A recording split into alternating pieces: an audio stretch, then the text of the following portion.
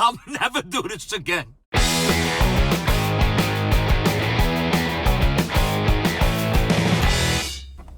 Hey, what do you say? My Facebook, YouTube, Twitter, Instagram, Google+, your sister's ass, the Pony Express. A very ticked off Vic here. You know what ticks me off? Men who dye their hair. Now, follow me.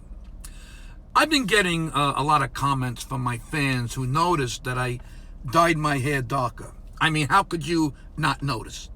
I look like Joan Crawford and Mommy Dearest with these eyebrows and this hair. I get it. Hair is probably the first thing you notice on a person. Some fans, the ones with poor vision, like what I did, and some fans who see clearly don't like it. And they let me have it. I mean, my manager said I look like Red Buttons when he was 80 and still dyeing his hair red. Oh yeah, that looked natural. But sometimes there are reasons for something. In this particular case, I dyed my hair for a possible role in a movie. I didn't want to do it, but the part called for an Italian New Yorker in his late 40s to early 50s. I'm 59. I thought that by dyeing my hair a darker color, it would help me land the role when I auditioned for it. It was a strategic move to try to show the executives that I could look the part. Personally, I hate guys that dye their hair, especially the ones that you look at, and right away you cringe and think to yourself, what the fuck is that guy thinking? Does he really think that looks good? I mean, dyeing my hair was entirely different than when I got hair transplant surgery. Now, before I got hair transplant surgery, I looked like Ben Franklin.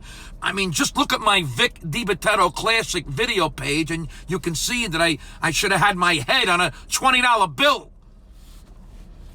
But now I look at my hair and I'm so glad I had the hair transplant surgery. Best investment I ever made. Now let me explain to those of you who are still confused. Hair transplant surgery is when they take your actual hair from the back of your head or your sister's ass and put it where you need it.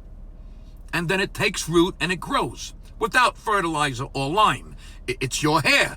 It's not hair plugs from another person or animal. But back to dyeing my hair. I'll never do this again. First of all, it was my gay hairstylist who suggested I do this when I told him about my audition for the movie role.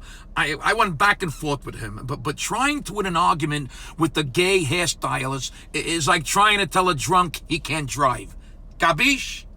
I love my gay hairstylist, and they are usually right.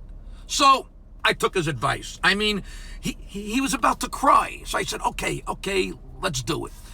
Now that I see how it came out, I regret doing it. I mean, holy shit. I look like Groucho Marx and Dracula had a fucking love child. It looks like I went to get my shoes shined, and at the end I said, you know what? Do my head too. This isn't natural. I like the way it looked before I dyed my hair, where it wasn't totally gray, but a little gray. You know, very distinguished looking, if you will. So now I'm over chlorinating the pool and swimming for hours to try to get the chlorine to wear the dye away. I like growing old naturally. I think it's funny I have gray pubic hair. I think it's kooky I have whips growing out of my nose and ears. I'm not thrilled about my hair thinning, but it is what it is. And I kind of like how my hair is getting a little gray as I get older. A little bit. Oh, and by the way, and here's the kicker. My manager called me before and said I didn't get the part for the movie. Men who dye their hair, that's what ticks me off.